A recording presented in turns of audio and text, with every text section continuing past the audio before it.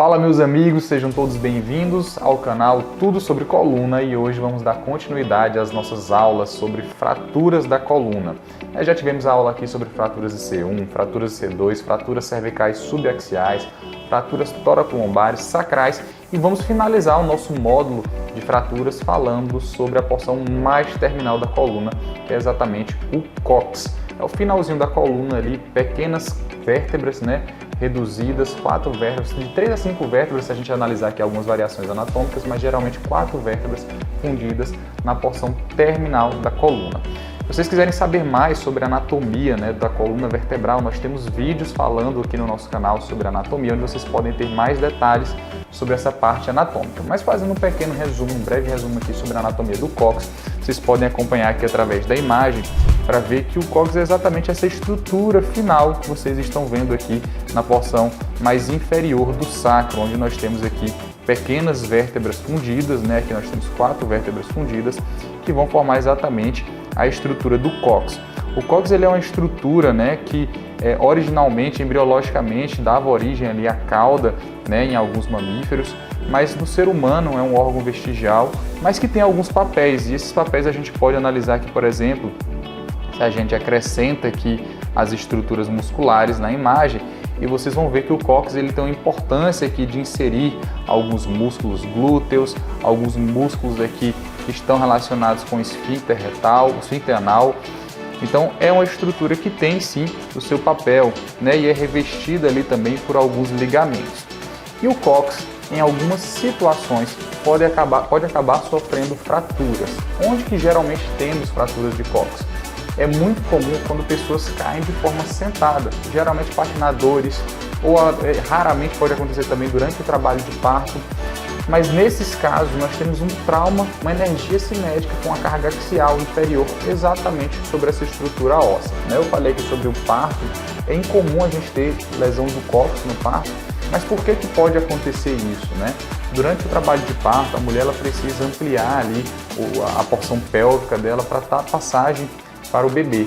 Mas durante esse momento, se a paciente ela tiver um cóccix muito anteriorizado e calcificado, porque o cóccix ele precisa se movimentar para dar passagem, mas se ele estiver calcificado, pode acabar sofrendo ali algum tipo de fratura, mas que habitualmente isso vai causar uma dor transitória, mas depois consolida essa fratura. A causa principal realmente é queda sentada, que pode ser com patinadores. Eu já tive uma paciente que teve uma fratura de cóccix praticando crossfit, onde ela fez um movimento de pendular na barra, escorregou da mão e caiu sentada e acabou evoluindo com uma fratura de cóccix. E a maioria dos casos a gente vai tratar esse paciente de forma conservadora, oferecendo analgésicos, anti-inflamatórios, um pouco de repouso.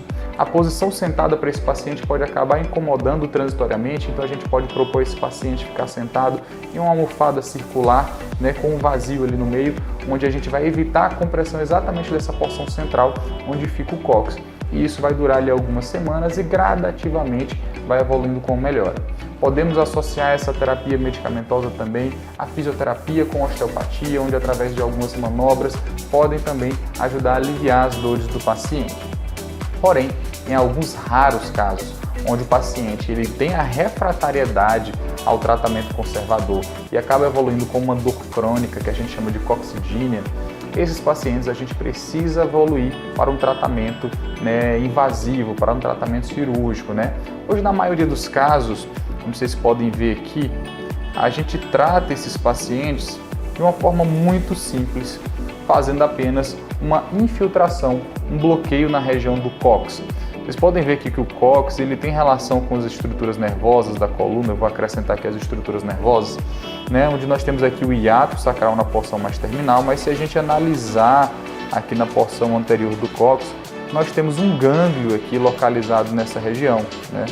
Eu acabei excluindo esse gânglio aqui, mas deixa eu voltar com ele.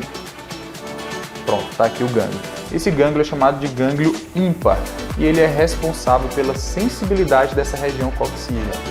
Se a gente realiza em cima desse gânglio um bloqueio anestésico, vai lá, entra com agulha e faz uma aplicação de medicamento, o paciente pode sentir um alívio importante dessa dor na região do cóccix. E dessa forma a gente evita de ter que fazer ali uma intervenção mais agressiva.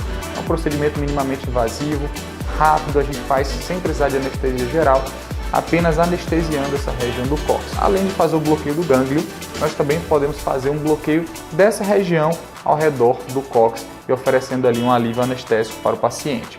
Uma outra possibilidade para os casos refratários é realmente a amputação do cóccix. O paciente onde a gente fez um bloqueio anestésico que não teve melhora, a gente precisa partir ali realmente para uma cirurgia, onde a gente faz um pequeno corte na região mais inferior da coluna e amputa essa região que foi fraturada. É lógico que isso a gente reserva para uma minoria dos casos, pois como eu mostrei, o cóccix ele serve ali de inserção para músculos e ligamentos. Então essa amputação pode gerar ali algum tipo de desconforto mais à frente para o paciente. Bom, essa foi a nossa aula sobre fratura de cóccix. Se você gostou do nosso conteúdo, não esquece de curtir, de compartilhar essas informações e caso tenha ficado com alguma dúvida, deixe aqui nos comentários, pois será um prazer para mim e para minha equipe sanar suas dúvidas e esclarecer o máximo possível essas informações. Forte abraço e até o próximo vídeo.